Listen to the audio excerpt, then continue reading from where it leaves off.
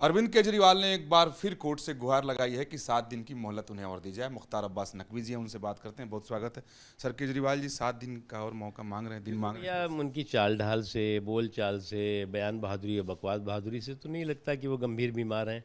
अगर गंभीर कोई बीमारी है तो मैं तो यही कहूँगा गेट वेल सून। लेकिन उसके साथ ही साथ बिना मांगी हम सलाह देंगे कि जो मानसिक रूप से उनके निगेटिविटी भरी हुई है उसको वो ठीक करें, करेक्ट करें, तब जा कर के वो मानसिक रूप से स्वस्थ हो पाएंगे। सर, स्वाति मालीवाल ने बड़ा गंभीर आरोप लगाया है कि उनकी हत्या हो सकती है और बलात्कार की बात भी उन्होंने तो उसका जवाब तो उनको ही देना होगा।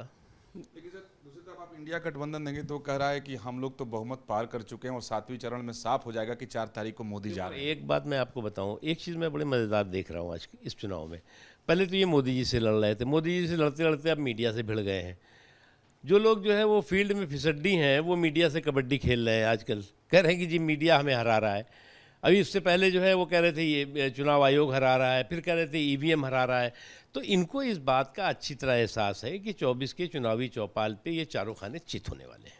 सर, कांग्रेस अध्यक्ष मल्लिकार्जुन खड़गे के कई बयान आए हैं। एक बयान में उन्होंने कहा है कि जो मोदी की नीति है वो धीरे धीरे लोगों को निगल जाना चाहती है।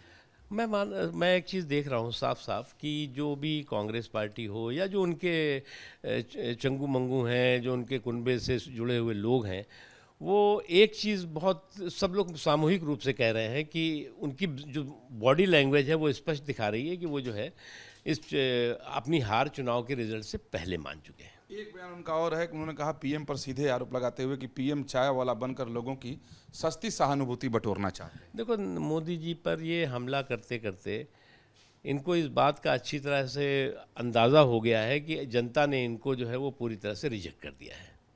सर, एक सवाल और है कि चाहे वो कांग्रेस हो या सपा हो, देखा जा रहा है कि पड़ोसी मुल्क पाकिस्तान में भी इन लोगों की जीत के लिए दुआएं मांगी जा रही हैं। देखो, चाहे समाजवादी टीपू हो और चाहे सामंती सुल्तान, उनके लिए चाहे पाकिस्तान में दुआ हो चाहे अफगानिस्तान में दुआ हो, लेकिन हिंदुस्तान में सुपड़ा साफ होगा।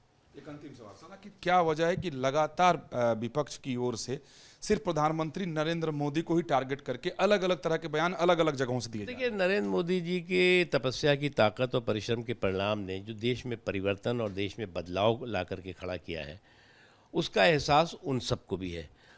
जो चीज़ें कि इतने वर्षों तक जो लोग सत्ता में रहे हैं वो नहीं कर पाए, नरेंद्र मोदी जी ने उन 10 सालों के अंदर उसको करके दिखा दिया है। अरविंद केजरीवाल ने एक बार फिर कोर्ट से गुहार लगाई है कि 7 दिन की मोहलत उन्हें और दी जाए। मुख्तार अब्बास नकवी जी हैं, उनसे बात करते हैं। बहुत स्वागत है सर। केजरीवाल जी 7 दिन का और मौका मांग रहे हैं, दिन मांग रहे हैं। या उनकी चाल ढाल से, बोल चाल से, बयान बहादुरी या बकवास बहादुरी से तो नहीं लगता कि वो गंभीर बीमार हैं।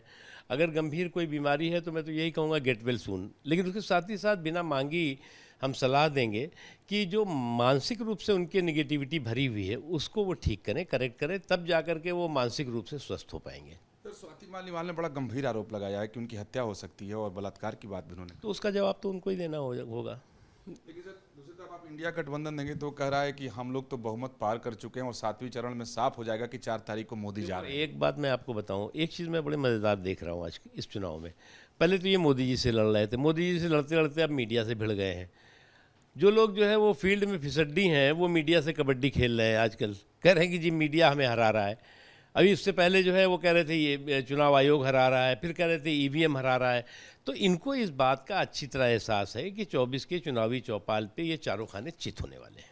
सर, कांग्रेस अध्यक्ष मल्लिकार्जुन खड़गे के कई बयान आए हैं। एक बयान में उन्होंने कहा है कि जो मोदी की नीति है वो धीरे धीरे लोगों को निगल जाना चाहती है।